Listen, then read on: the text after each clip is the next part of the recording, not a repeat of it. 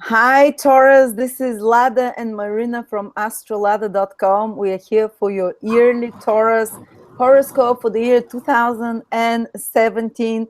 Thank you for joining us. And we're going to be going through all the signs week by week, little by little. And now is time for Taurus. And hi, Marina. Hi, Lada. Hi, everyone. Thanks for And joining.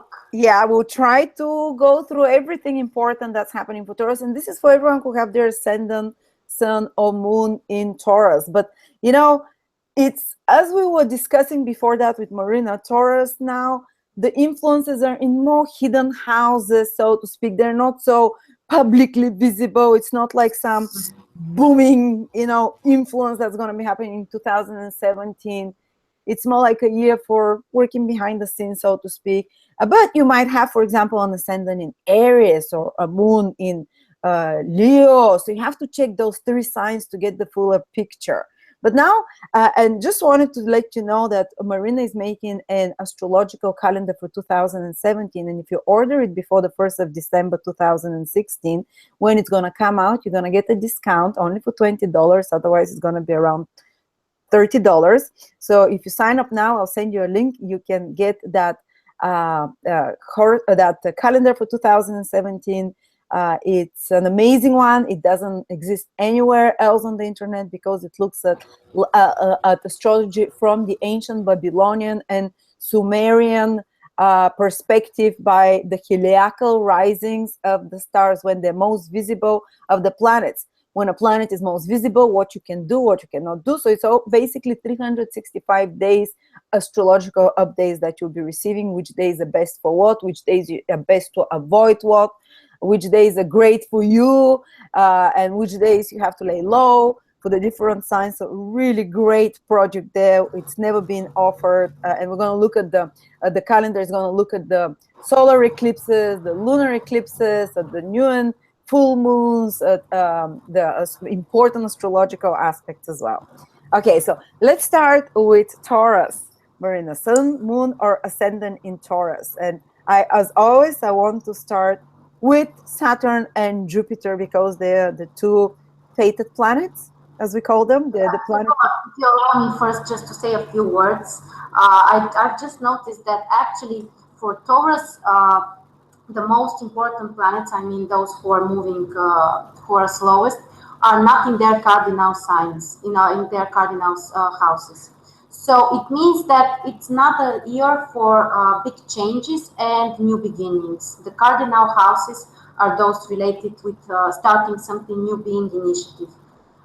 Most of the planets are in their fixed and mutable houses. So it means that it's a year for some kind of stability, um, having some kind of orientation, what you would like to do in the future. But now the energy is not the best for making huge changes in your life, generally speaking. It's more like preparation or Yeah, maintaining and stabilizing something that already exists in your life. yeah, focusing on the things that you have already started, Yeah. and yeah, having more stability in your life.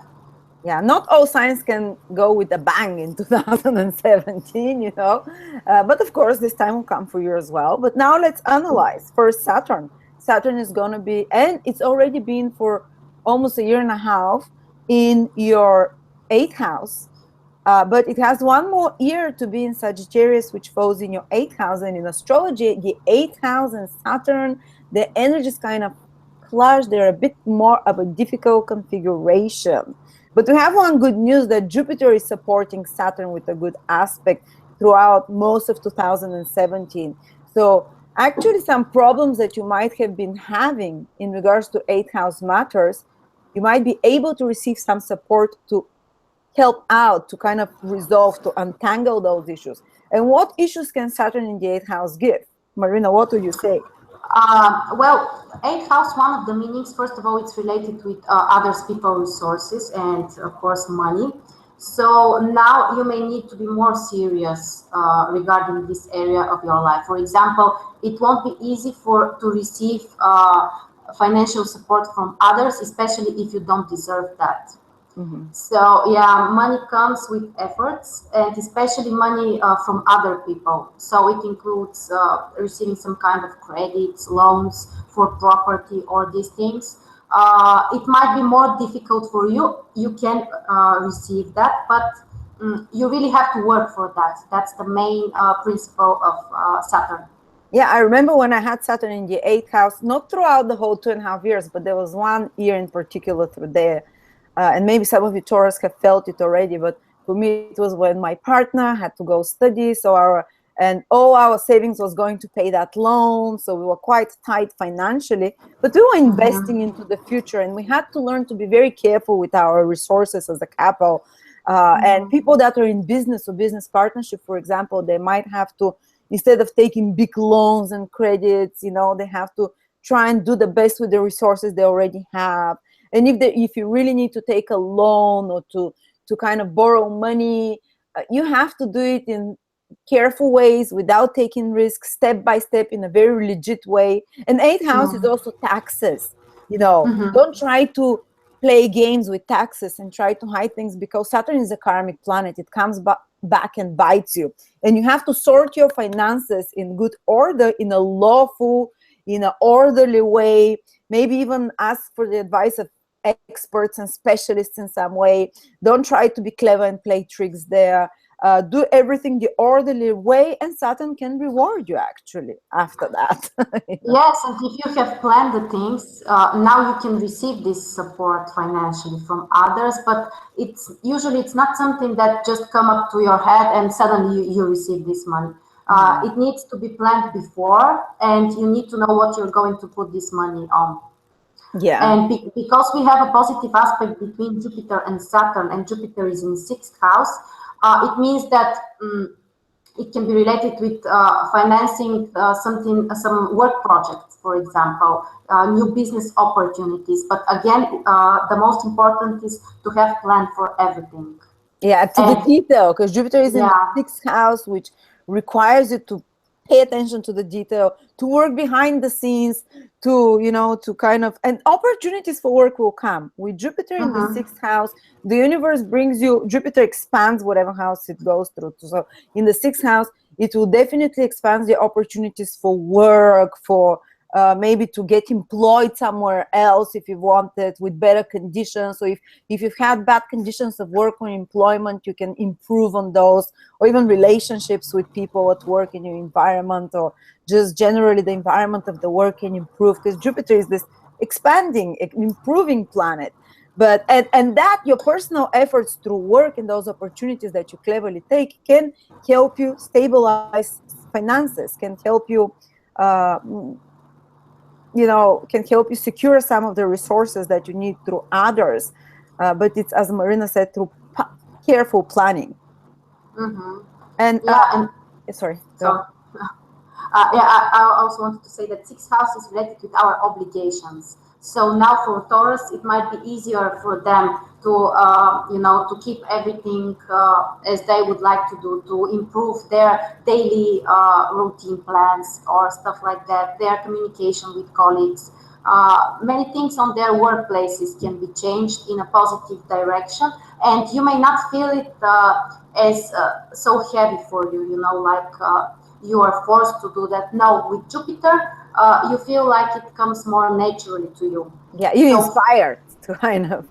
yes, of course, yeah. I And remember also, I had Jupiter in the sixth house from my son in the last 1 year, and no one probably likes working much, but I was working a lot more and I was enjoying it. It's almost like a saving grace, that yeah, having Jupiter in the sixth house, to get your mind off other things through work. And a person can even get a little bit workaholic then, but obviously that's good for you and that's what you have to do. And working behind the scenes, preparing something as well, is very good. yeah.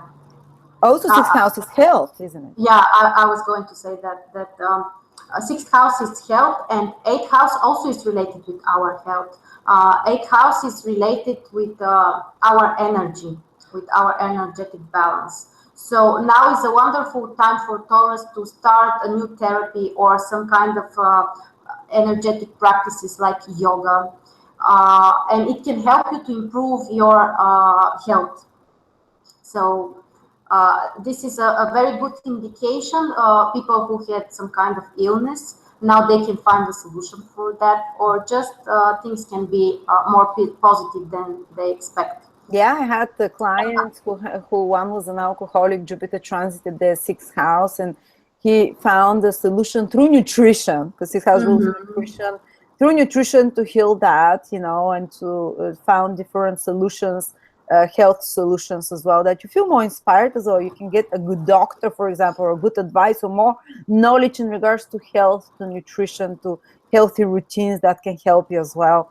And I know that sixth house is connected to illnesses. Eighth house is often connected to inherited illnesses. I'm not so big into medical astrology, but eighth house is more like, in Vedic astrology in particular, it's more like something chronic, that it's kind of karmic, while sixth house is health problems that you can solve because they're due to something that you're not doing right, like you're not eating well, you're not sitting well, you're overworking, overstressing. So if you change something in your daily routines, it can help you, even because Jupiter is sending a good aspect to Saturn, even with some chronic conditions, the ones that are less difficult to overcome.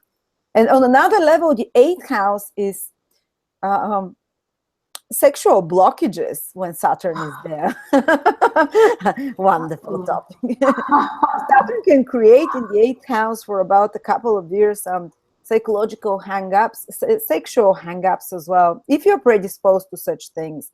Or intimacy can be a little bit dried out when Saturn transits the eighth house. It's not a must, but it's been observed if someone is predisposed to such matters. Yes, but the positive aspect from Jupiter can help. So if you take some actions, search for the right specialist that can help you, the right therapy for you, you can actually solve these things. Yeah. Because Saturn focuses our attention on certain area and certain topic. So if you have avoided this topic in your life or pretended it doesn't matter, now is the time that you can really it attracts your attention. You just can't escape it. You can't pretend it's not there. But Jupiter can help you to solve the situation through taking some kind of daily steps, doing everything planned, and putting efforts. Actually, with Saturn, you need to put efforts on that. Yeah, so basically you have the green light in the sixth house, which means through your health improvement, through your work environment improvement, to increasing the workload as well, to dealing with those duties and responsibilities, dailies that we said, in a more optimistic, positive way. While Saturn requires extra hard work when it comes to finances, mutual finances, when it comes to dealing with, money as well. Yeah, or your partner's money also. There can be some kind of changes for your partner, for example. Yeah, but I've also seen it when Saturn transits the eighth house. It might be a little bit difficult to have new births and rebirths, as they say. The eighth house is the house of big transformations, and Saturn tends to block this. So there might be more resistance to change psychologically. It's on a deep psychological level. And another way is I've seen that people start working very hard on some psychological hang-ups or traumas that they have with a psychologist, but they put the efforts. They don't just go to a healer and the healer puts a hand on them and says, okay, you forget all your traumas and pain, which is the eighth house. They really have to do the self-help, the putting there like examining themselves and self-analyzing deeper. Saturn can help with that.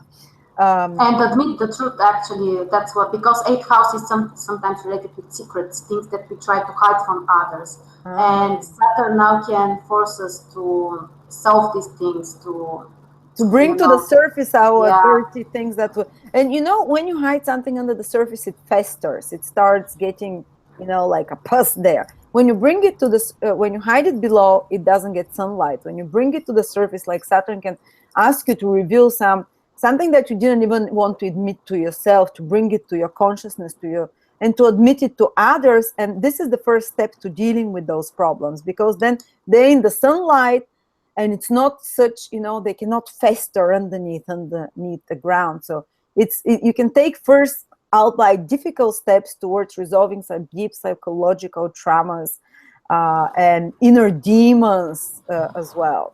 But it requires hard work. We might be more resistant to change when Saturn is in the 8th house, even though a lot of our mind is on that and we try to do it, but the process is more hefty, so to speak. But again, somehow nutrition can help you, some kind of healthy daily little routines. If you focus more on Jupiter, Jupiter will really help Saturn with some traumatic situations, some traumatic experiences that you've been trying to release. So you do it through healthy workout, focusing on work more, on fulfilling your duties, on good nutrition as well. Yeah, that's a bit boring, Saturn and Jupiter in the 6th and 8th house. But then from October, Jupiter goes in your 7th house. October 2017 to October 2018. But the last 4 months, kind of the year, or 3 months, October, November, December, 3 months. Yeah, 3 months. What happened?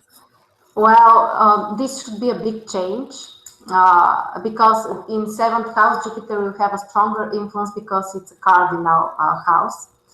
And you can receive some kind of opportunities that can come through other people. It can be a great time to expand your contacts, to start communicating more, even to receive some kind of support. In some cases, you may even not ask for it. It may just come to you as a gift because Jupiter, it can be a great time for new relationships, for even for getting married, or having a serious relationship, or solving situations in your marriage, in your personal communication with others, having more clients if your work is related with that.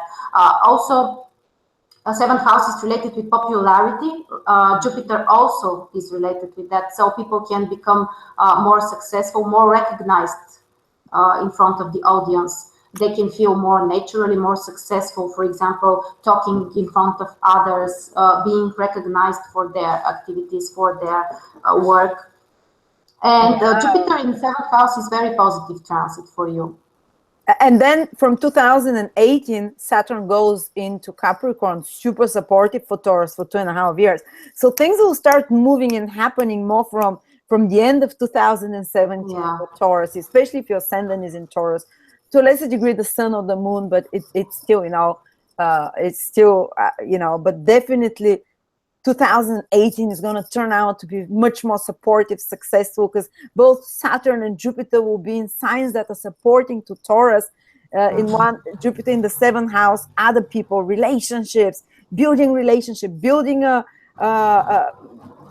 support system around you as well through others, and even business opportunities. And Saturn is going to your 9th house of long-term planning and goals, and it's really grounding you and allowing for your goals to materially start unfolding in a sense. So yeah, it's just you have to push through this 2017, and not necessarily you can resolve a lot of issues we talked about. It's almost like you're doing the preparatory work before Saturn and Jupiter start helping you after that, like you're cleansing the old traumas, you're doing the health things for yourself, of the mind, of the body, and you're laying the groundwork, so to speak, and carefully planning, and then the good things start happening.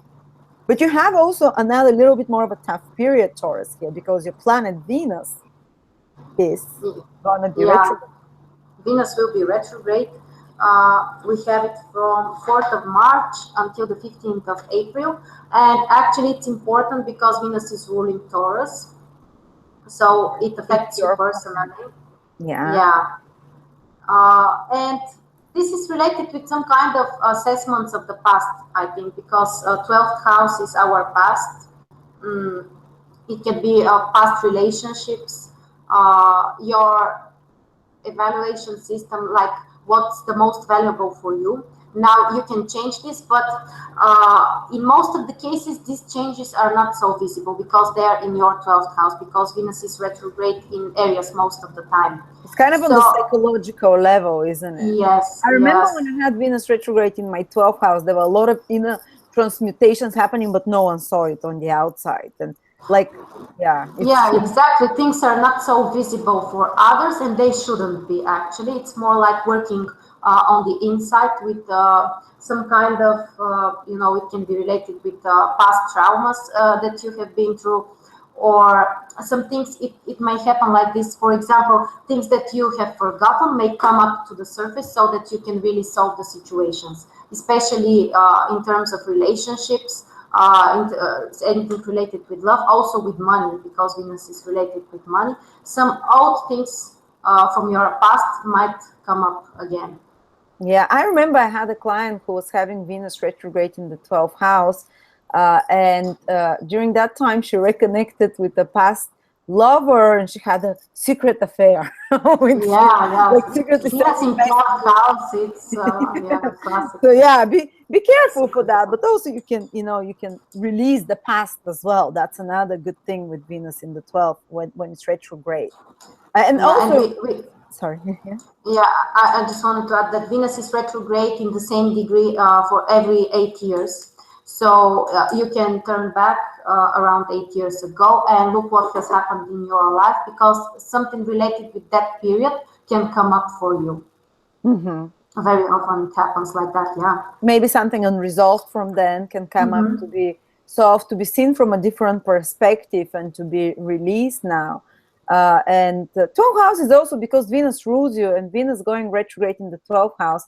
It's more like a period you might feel a little bit more like isolating and going more deep within, and being more meditative and reassessing, reevaluating a lot of things from the past. But even if you go lay low for a little bit in most of March, is it? Yeah, most of March, basically. Yeah. Don't beat yourself but it's related with some kind of joy, with feeling happy by doing this, because Venus is not a difficult planet, so you're not forced to do that. You may just feel very good by doing this, you can focus on spiritual activities. Many people can, Venus goes retrograde in your 12th house, private, solitary things that nourish your soul, basically, whether it's you're gonna explore something spiritual, or go on a retreat, or I've seen people go on a holiday in a faraway country and get in touch with their inner self more as well. Yes, it can be some kind of old spiritual practices that you have forgotten about. Now you may remember them, you may want to restart them, or make some kind of rediscovering joy and pleasure in something from the past that was a source of peace of mind before. And also we should say that when Venus is retrograde, it's not a good time for starting new relationships or for getting married.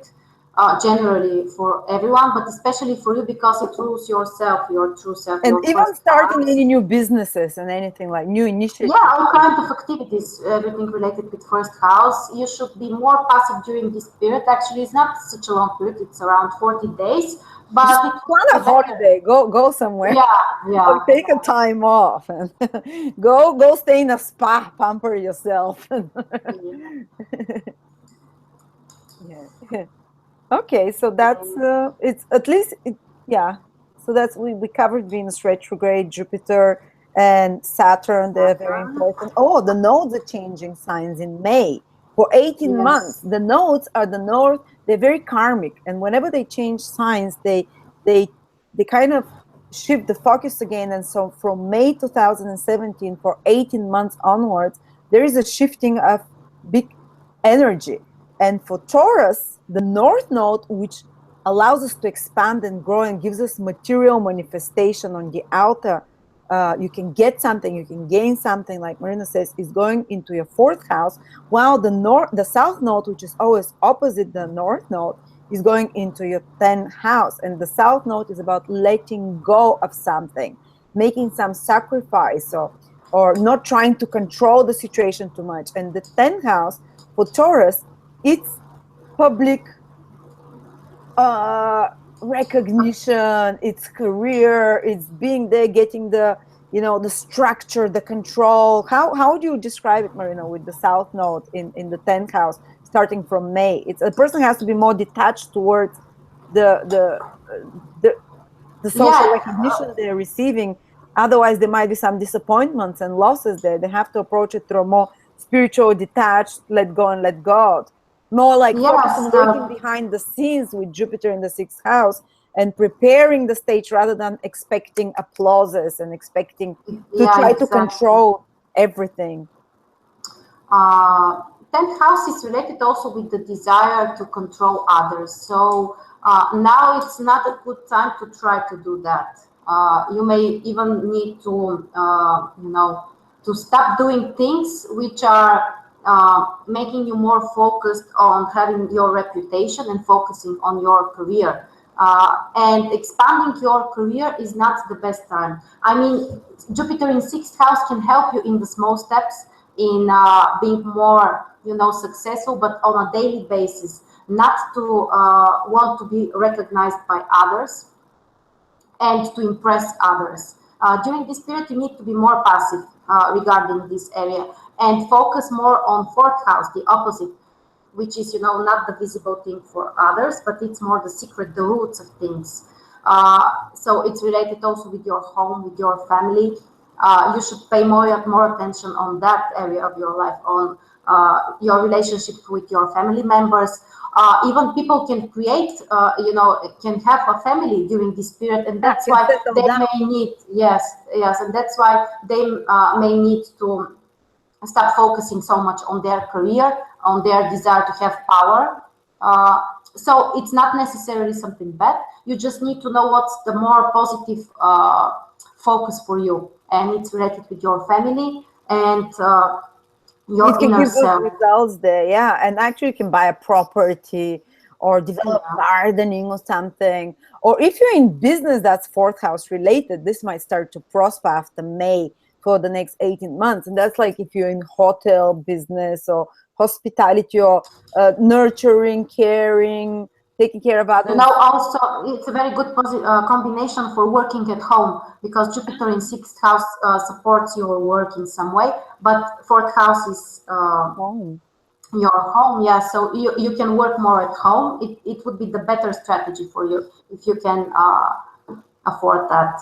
Yeah, for sure. And Ketu, the south node, which is in the 10th house, according to Vedic astrology, Ketu can still give good results, but it has to be in a spiritual way because Ketu is not material planet. Ketu is about letting go and letting go. So if you're in a career that is more Ketu-ish, which is more south-north career, this can actually go well. And more south-north career would be a career that's connected, for example, to charity, to giving to others somehow, to something more spiritual. Then okay, Ketu can improve things according to Vedic astrology.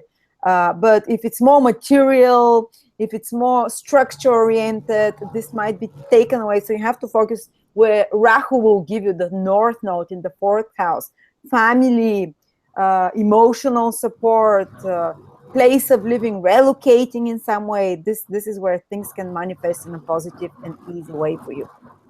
Yeah, or also if you work for some kind of non-profit organization, it can be very good transit. Yes, Yeah. and the North Node is in Leo, so it means that you need to be a leader. You need to make others notice you at your home. So to have a position, there. And the South Node is in Aquarius, so it means that you shouldn't try to affect many people. With your structures and control and Yes, leadership positions. yes. Yeah. You should also develop some kind of personal talents or your creativity, but do it while you're at home and don't try to impress others. It's not the time to try to impress everyone, which is 10th because Leo house. rules Yeah. creativity in a sense, not in a sense, it does, but it's more in your private sanctuary that you're doing it in the fourth house there, starting from May and most of 2018 as well. It continues to be like that. And often I've seen when the nodes go into the 10th and fourth house, over the next 18 months, there will be maybe letting go of some career and vocation, which is the 10th house. And maybe relocating can happen because the eclipses start happening there on that axis, the 4th and 10th, not necessarily from May. It's just the period from May for 18 months ahead. This can be time for Taurus when there's change of careers after that. especially I would say after Jupiter moves into the 7th house, cardinal becomes more, but letting go of career, change of circumstances at home, place of living, relocations of those sorts can start happening. Yeah, another reason for the changes related with their career is that Uranus is making opposition with Jupiter in their 6th house. So there can be really some kind of, like sudden changes in their career, very often unexpected or not in the way that you have planned it. But for example, they can set free from something related with their work, which, yes, and these oppositions will happen for 3 times, starting from the beginning of the year. Actually, the exact oppositions is on the 26th of December 2016. Then in March, we have exact opposition, and at the end of September. So if you can be released from some duty or burden that you're carrying, or some circumstance in your career suddenly, in a sense, and the environment there can change somehow. Yeah, I would say that the spring can be related with lots of changes, because in March we have the opposition exact between Jupiter and Uranus, and next month the nodes change the signs, so they move. And Venus is retrograde, so they're making reevaluations and looking. So these are the biggest changes. Some important decisions. Yeah. Okay. Well, wonderful. Thank you. That's great. I think we covered everything for Taurus, haven't we? Yeah. Thank you so much, Marina. Guys, we're going to continue in about 10 minutes with Gemini. Or those of you who are watching it on YouTube, go and find the Gemini video if you want. And don't forget to subscribe and to get your discounted calendar for 2017. Amazing calendar. I'll be getting it as well, putting it on my wall and following it daily. It's like having a astrologer personally on your wall.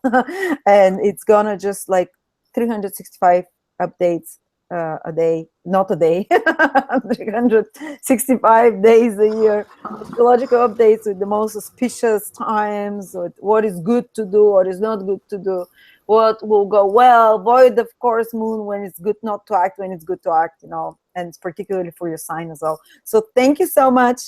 Thank you, Marina. Yeah, thanks everyone for watching, and have a great year. Thank you, guys. Thank you, Taurus.